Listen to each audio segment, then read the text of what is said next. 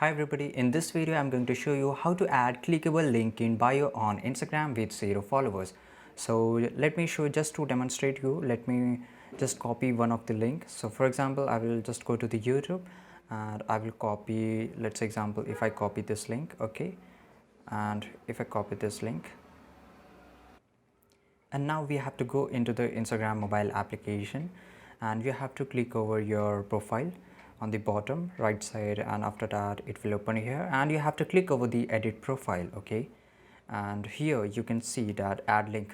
Below the bio you will see an option that is add link. You will get the two options. If your Instagram is connected to Facebook, then it will show this add Facebook link, or otherwise it will show you only the first link, add external link. Okay, so you have to click over that and you have to just let me paste this, and for title just write it whatever you want to add, and after that everything is done. You have to click on the check. Okay, and in this way yeah, again you have to click on the check which is on top right side corner, and here you can see that link is added here, and if I want to click over this link it will redirect it to that YouTube video. Okay, so just check this out, and yeah guys, this is how you can do it. So basically it doesn't matter how many followers you have. Even if you have 0 followers or 0 following, you can add this link whenever you want.